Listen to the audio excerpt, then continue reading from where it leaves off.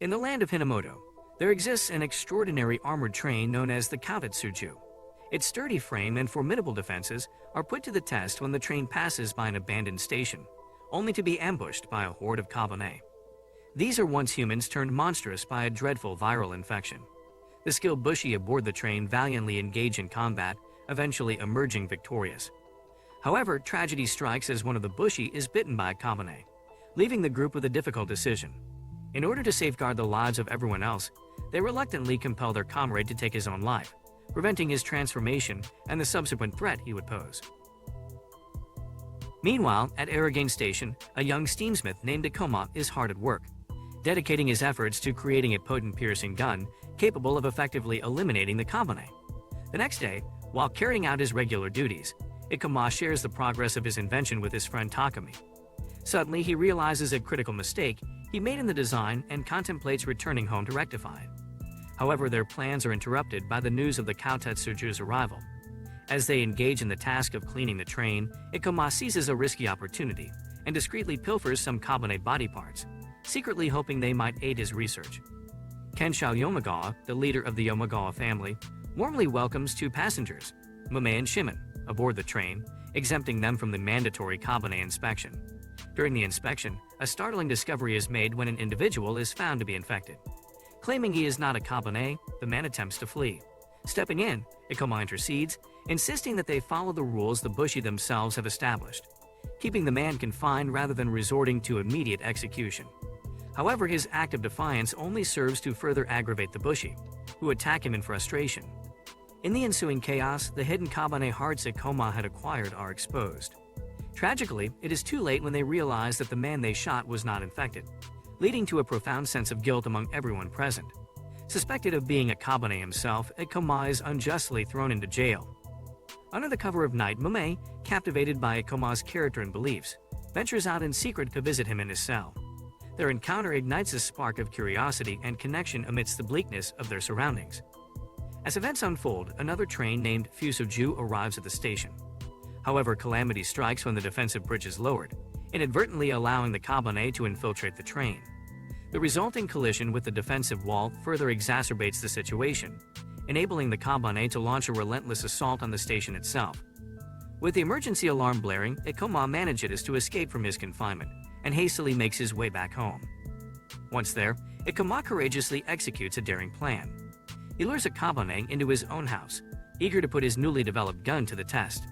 Triumphantly dispatching the Kabaneri, he revels in his victory, only to be confronted with a shocking realization. He has been bitten by the very creature he defeated. Desperate to prevent his transformation into a Kabaneri, Ikoma employs extreme measures. Enduring excruciating pain and risking his life, he employs dangerous methods to impede the flow of his blood, thwarting the virus from reaching his brain. Through sheer determination, he successfully halts the transformation, reclaiming his human form. Meanwhile, Mei finds herself engaged in a life-or-death struggle against a Kabaneri, armed with nothing more than a concealed blade nestled within her shoe. With unwavering resolve, she skillfully dispatches the formidable foe, her indomitable spirit shining through. Ikoma found a way to survive and protect himself from the virus that turned people into Kabaneri. He managed to keep his humanity intact, which was pretty impressive. His friend Takumi came looking for him, and Ikoma told him all about his amazing gun, and even though he got bitten by a Kabaneri, he somehow prevented the infection from taking hold. Meanwhile, clan leader's daughter Ayame Yomagawa and a group of survivors were engaged in a fierce battle against the Kabaneri. They were desperate to escape to a safe place, mighty train Koutetsujou. Just when things seemed bleak, Mume showed up in battle gear. She offered to clear a path for Yukina, the only remaining engineer, so she could take control of the Koutetsujou. Mume fearlessly charged into the group of Kabaneri, leading them away and defeating them. Ikoma and Takumi tried to board a train, but they were stopped for an inspection. To make matters worse, two Kabaneri suddenly appeared. Ikoma went to fight them, but just in the nick of time, Mume arrived and swiftly killed the Kabaneri.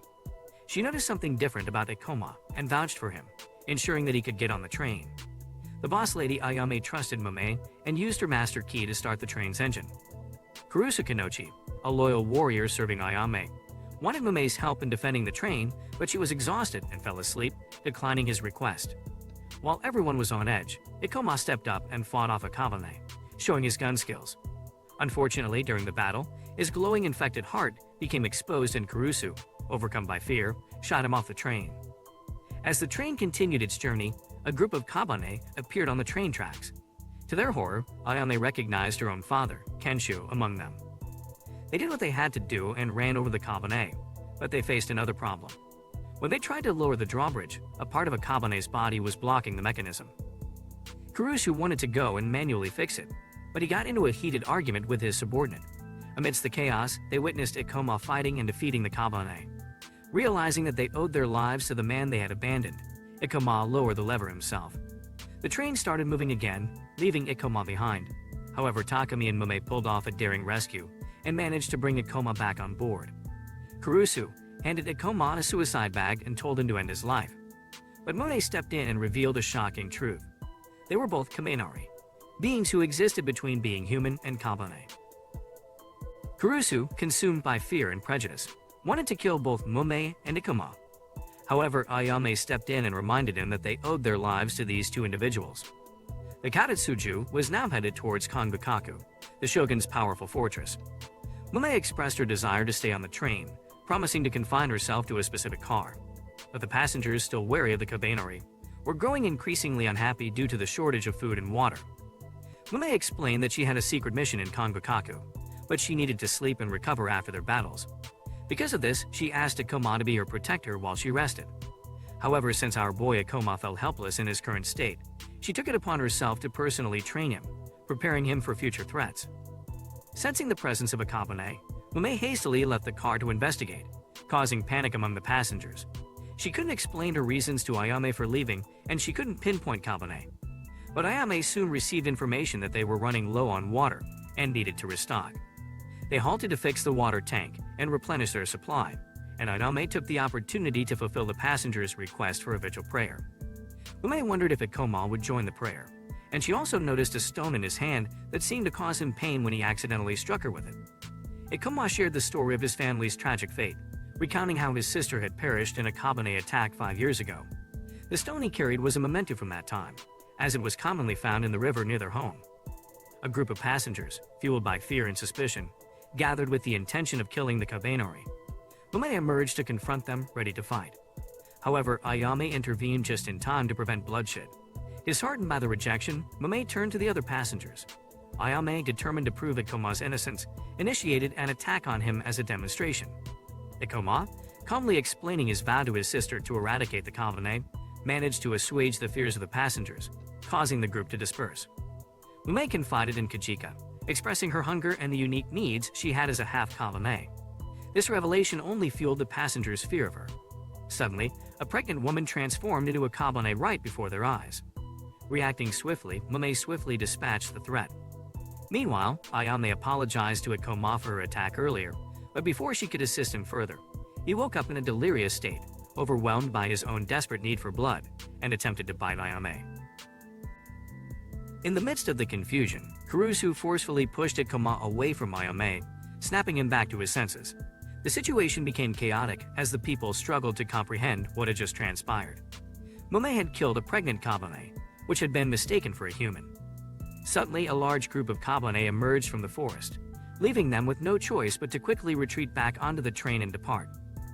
As fear and mistrust towards the Kabaneri escalated, the 6 chiefs, led by Akuji, demanded that Ayame surrender the master key of Koutetsujou. Against Ayame's wishes, Akuji redirected the train's route through the perilous mountains, despite the increased danger it posed. Ikoma's friends were branded as traitors and were sent to the last car of the train, alongside Mume and Ikoma. Following the orders of the 6 chiefs, some men attempted to detach the last car. However, their plans were disrupted as Kabane ambushed the train, leaping aboard. Among the horde was a formidable Wazatori, which is basically samurai who turned into Kabane. Wazatori invaded the train and commenced a brutal slaughter of the passengers. Ayame and Kurusu took charge, leading the Bushi in a valiant effort to fend off the Kabane and protect the surviving passengers, allowing them to escape towards the front cars. Kurusu engaged in a fierce battle with the remaining Kabane, utilizing his formidable swordsmanship. Meanwhile, Mume and Ikoma managed to escape the last car and made their way towards the front of the train, traversing its roof. However, Mume's exhaustion and hunger overwhelmed her, causing her to succumb to a deep sleep. The Wazatori closed in on Kurusu, preparing to strike a fatal blow. Just as the situation seemed dire, Ikoma arrived on the scene, desperate for blood to regain his strength and confront the Wazatori. Ayame, without hesitation, slashed her own arm and offered her blood in exchange for Ikoma's assistance. Accepting her offer, Ikoma consumed her blood, infusing him with renewed vigor. With his trusty gun in hand, Ikoma easily dispatched the Wazatori, ending his reign of terror. Ayame reclaimed the master key and declared that the Kabaneri would remain on the train, vowing to provide them with her blood. Realizing that Ayame alone wouldn't be able to sustain them, Ikoma's friends and other volunteers stepped forward, willingly offering their own blood to support the Kabaneri's needs. Ikoma dedicated himself to aiding the Bushi by inventing powerful guns and swords capable of defeating the Kabaneri. Within the confines of the train, a minor altercation erupted between two men, their argument revolving around food. This disturbance both bothered Mame and frightened the children. In response, Mame swiftly subdued the troublemakers, showcasing her formidable skills. Impressed by her actions, Ayame affectionately referred to her as the guardian of Koutetsujou. As the train arrived at Yashiro Station, a grim scene unfolded before their eyes. The station had fallen victim to a devastating Kabaneri attack. Miraculously, a few survivors remained. Without hesitation, they embarked on a rescue mission, aiding those who had managed to endure the onslaught. Among the survivors, tales circulated of a foreboding black fog that had shrouded the station prior to the relentless Kabaneri assault. During their time at Yashiro Station, Mame encountered an old comrade named Inoku, a valiant fighter loyal to her brother, the young master. Inoku shared troubling information, revealing that the shogunate had been engaging in suspicious activities, accumulating weaponry designed solely for the purpose of eliminating fellow humans. He warned Mame of the potential consequences, advising her to fulfill her mission. He said that she had become soft. If she remains soft like this, then young master will throw her aside, just like broken weapon. Obstacles obstructed the train tracks, hindering their progress. Ikoma proposed a cautious plan involving the use of a crane to safely remove the debris and clear the path ahead. Mame agrees to join them, but won't fight with them and insists on a head-on clash, calling them cowards for their more cautious approach. Led by Ikoma, a group comprising Bushi and skilled engineers commenced the operation of the crane. However, much to Ikoma's dismay, Mame disregarded his warning and boldly ventured into the heart of danger, the boiler room, where a multitude of Kabaneri lurked.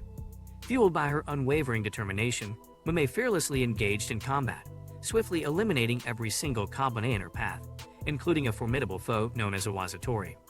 Yet, as the relentless onslaught continued, Mame relentlessly pursued the remaining Kabaneri, craving their complete annihilation. Ikoma's group closely trailed behind Mame, witnessing the staggering number of Kabaneri she had single-handedly vanquished. However, upon Ikoma's attempt to activate the boiler, a chilling realization struck. They discovered that the Kabaneri Mame had slain had inadvertently provoked a massive horde of Kabaneri lying dormant at the station steps. Recognizing the imminent danger, Ikoma swiftly ordered a strategic retreat, urging everyone to fall back to safety. Determined to hold the line, Ikoma made the difficult decision to remain behind, operating the crane himself. Weakened by her relentless battle, Mame valiantly utilized her last reserves of energy to hold off the Kabaneri, defending the crane with all her might. Yet an agile and relentless Wazatori emerged from the chaos, violently hurling Mame from the crane platform. Driven by unwavering determination, Ikoma abandoned the crane, leaving the debris yet to be cleared, and raced toward Mame's aid. Engaging in a fierce struggle, Ikoma successfully vanquished the Wazatori, finally reaching Mame's side. However, their respite was short-lived as ominous tremors reverberated through the station. Amidst the unsettling quakes, a colossal and shadowy figure emerged, casting an ominous and foreboding presence over their besieged surroundings.